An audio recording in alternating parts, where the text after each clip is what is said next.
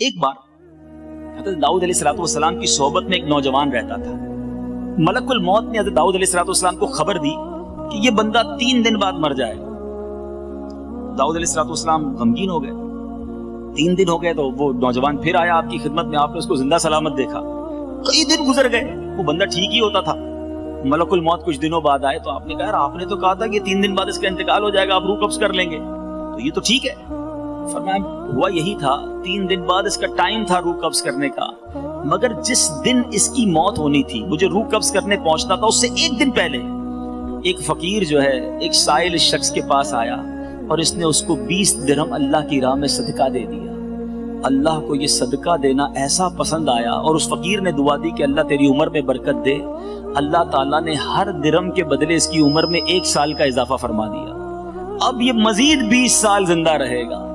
صدقہ عمر کو بڑھاتا ہے, صدقہ بری موت کو دفع کرتا ہے. حدیث پاک کے الفاظ ہیں, صدقہ جو ہے وہ بری موت کو دور کرتا ہے, رزق میں برکت لاتا ہے, عمر کو بڑھاتا ہے, بے شمار پریشانیوں کو دور کرتا ہے, بلاؤں کو دور کرتا ہے. تو آپ سے جتنا ہو سکے دیکھو گن گن کر خرچ نہ کیا کریں. کچھ لوگ کہتے ہیں یار ہم نے زکوٰۃ پوری دے دی, ہم نے تو حساب کمپلیٹ کر دیا. ارے آپ نے کمپلیٹ کر دیا, سامنے اگر اور نیکی کا کام آ گیا کر دو.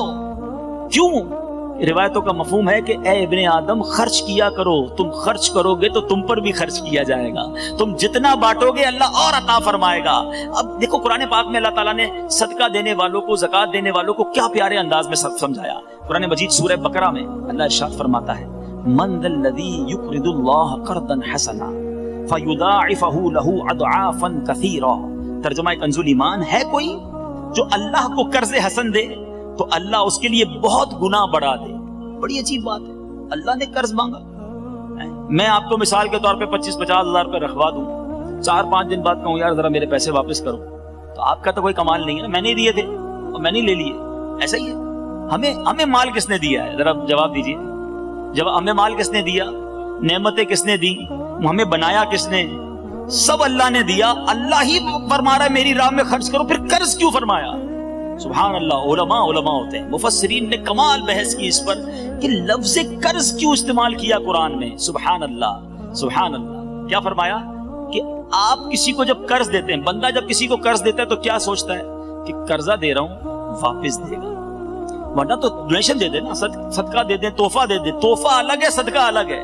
فرمایا صدقہ دیتے وقت بندے کا یہ ذہن نہیں ہوتا, ڈونیشن دیتے وقت, گفٹ دیتے وقت کہ واپس آئے گا. قرض دیتے وقت 100% یہ ریئلائز ہوتا ہے کہ یہ پیسے واپس آنے میرے ہی ہیں. تو سبحان اللہ, قرآن میں لفظ قرض اس لیے استعمال کیا کہ جب بھی راہ خدا میں خرچ کرو یہ یقین رکھنا کہ اللہ نے لوٹانا ہے, یہ واپس ملنا ہے, یہ خزایا نہیں ہو رہا, یہ جمع ہو رہا ہے. اور سبحان اللہ ایک حدیث پاک کا خلاصہ ہے کہ جس طرح تم اپنے بچے کو پالتے ہو, بچہ چھوٹا ہوتا ہے نا, بڑا ہو جاتا ہے, اونٹ کے بچے کو پالتے وہ بڑا ہو جاتا ہے. جب کوئی مسلمان اللہ کی راہ میں صدقہ دیتا ہے, چاہے کھجور کا صدقہ دے, چاہے لقمہ کھلا دے, اللہ بھی اس صدقے کو پالتا ہے. قیامت کے دن وہ چھوٹا سا صدقہ پہاڑ کی مانند اسے ملے گا. اتنا ہی نہیں ملے گا جتنا آپ نے دیا ہے, ملٹی پلائی ہو کر ملے گا. تو راہ خدا میں دل کھول کر خرچ کرتے رہا کریں اور یہی سوچ کر خرچ کرتے رہا کریں کہ یہ جمع ہو رہا ہے, یہ ڈپازٹ ہو رہا ہے. وہ ہوتا نا کمیٹی ڈال دو, بی سی ڈال دو, یہ بی سی ہے, یہ کمیٹی ہے, یہ اس دن ملے گی جس دن ہمیں نیکیوں کی ضرورت ہوگی. ایک حدیث قدسی ہے, اللہ فرماتا ہے اے ابن آدم اپنا مال میرے پاس جمع کروا دے. سنیے گا, بڑی انشورنس کمپنیوں کی اسکیمیں سنی ہے نا, آؤ میں آپ کو سناتا ہوں. حدیث قدسی ہے اے ابن آدم اپنا مال میرے پاس جمع کروا دے, نہ جلے گا, نہ ڈوبے گا, نہ کم ہوگا. میں اس دن تجھے دوں گا جس دن تجھے ایک ایک نیکی کی ضرورت ہو. یہ سیکیور ہو رہا ہے, یہ جمع ہو رہا ہے. آپ کی مرضی ہے کتنا چاہیے آپ کو, آگے تھوڑا چاہیے تو تھوڑا دے دو, آپ کو آگے بہت سارے خزانے چاہیے تو زیادہ دے دو. اور اللہ نے یہاں بھی بڑھانا ہے, یہ کمال ہے. یہاں دینے والے کا یہاں کم نہیں ہو جاتا, ادھر بھی جمع ہو گیا, اللہ کی مہربانی سے یہاں بھی ملٹی پلائی ہو گیا. تو ہمیں اللہ کی راہ میں خرچ کرتے رہنا چاہیے, آگے کے لیے ذخیرہ کرنا چاہیے. ایک بڑا ہی دلچسپ واقعہ, ایک ملک میں ایک کمپٹیشن کروایا گیا اور وہ کمپٹیشن یہ تھا کہ سب سے بڑا بے وقوف کون. بڑا عجیب و غریب کمپٹیشن تھا. بادشاہ سلامت اس زمانے کے ہوتے تھے, بادشاہوں کا کام ہی ایسا ہوتا کہ ڈھونڈو ملک میں سب سے بڑا بے وقوف کون. بہت سارے بے وقوف آئے, اپنی اپنی بے وقوفیاں ظاہر کی, وزیروں نے ٹیسٹ لیے, کمپٹیشن کیا گیا. آخر میں ریئلائز ہو گیا سب سے بڑا جو بے وقوف ہے وہ ہماری مملکت میں یہ بندہ ہے. वो आया, बादशाह ने कहा आपने चेक कर लिया? कहा हमने चेक कर लिया। बादशाह ने अपनी सोने डायमंड की जो माला थी ना वो उतारी और उस शख्स के गले में डाल दी। थोड़े दिनों बाद उस बेवकूफ को पता चला कि बादशाह सलामत बड़े बीमार हो गए और जिंदगी की आखिरी घड़ियां हैं, बहुत ज्यादा बीमार हो गए। बेवकूफ पहुंच गया बादशाह साहब के पास। तो बादशाह सलामत कैसे हैं आप, ठीक हैं? कहा बहुत हालत खराब है और अब तो ये दुनिया छोड़ने की तैयारी है, एंड ऑफ द लाइफ था। बेवकूफ था ना, कहता कहाँ जा रहे हैं आप? कहा ये जहान छोड़ के जा रहा हूं। अच्छा आप ये दुनिया छोड़ देंगे? कहा बस ये दुनिया आप छोड़ दो। अच्छा बादशाह साहब ये बताइए आप जिधर जा रहे हो, यहाँ तो मैं देख रहा हूँ बड़े बड़े घर हैं आपके, बड़े बड़े महल हैं आपके, उधर भी आपने कोई महल बना लिया जहाँ आप जा रहे हैं?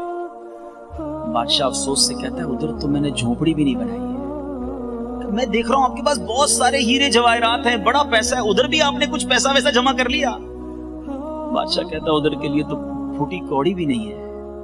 अच्छा मैं इधर देख रहा हूँ आपके बहुत सारे खादिम है, इधर भी गुलाम, इधर खादिम, आगे पीछे सर्वेंट्स, उधर भी खादिम वादिम जमा कर लिए? बादशाह कहता उधर के लिए तो कुछ भी नहीं है। वो बेवकूफ दरअसल अक्लमंद था, उसने अपनी वो माला उतारी और बादशाह के गले में डाल दी। कहा मुझसे बड़े बेवकूफ तो फिर आप हुए ना, आपको पता है आप कहीं जा रहे हैं, ये सब छोड़ के जा रहे हैं, इतने बड़े बंगले हैं यहाँ पर, उधर कुछ नहीं बनाया, आपको पता है सब छोड़ के जा रहे हैं, इधर इतना पैसा, उधर कुछ नहीं जमा करवाया, तो मुझसे बड़े बेवकूफ तो आप हुए। सच बताओ मीठे इस्लामी भाइयों, ये मेरे और आपके लिए कैसा मैसेज है? आज हम सबके पास घर हैं, मगर क्या जन्नत में घर बना लिए? आज हम सबके बेडरूम बड़े अच्छे हैं, मगर कितने टाइम रहेंगे इस बेडरूम में? तकिया अच्छा नहीं है यार, जरा आजकल सॉफ्ट वाला तकिया चाहिए, बड़ा कमर सीधी रखने वाला आजकल गद्दा आ गया है जो कमर को भी सॉफ्ट रखता है, नींद भी अच्छी आती है, महंगे गद्दे होने चाहिए। प्लान करते हो कितने साल सोओगे इस बिस्तर पर, मगर एक वक्त आएगा जब कब्र में डाल दिए जाएंगे। वो कब्र सॉफ्ट होगी कि नहीं? वहां नींद आएगी कि नहीं? वहां कहीं कीड़े मकोड़े तो नहीं होंगे? वहां कहीं आग तो नहीं भड़का दी जाएगी? अरे यहाँ तो गर्मी होती है तो मेरे पास जनरेटर भी है, यूपीएस भी है, अगर फिर गर्मी तो गैलरी में निकल जाता हूँ। है ऐसे भी लोग हैं जो गाड़ी स्टार्ट करके गाड़ी के एसी में सो जाते हैं, मगर उधर किधर जाओगे?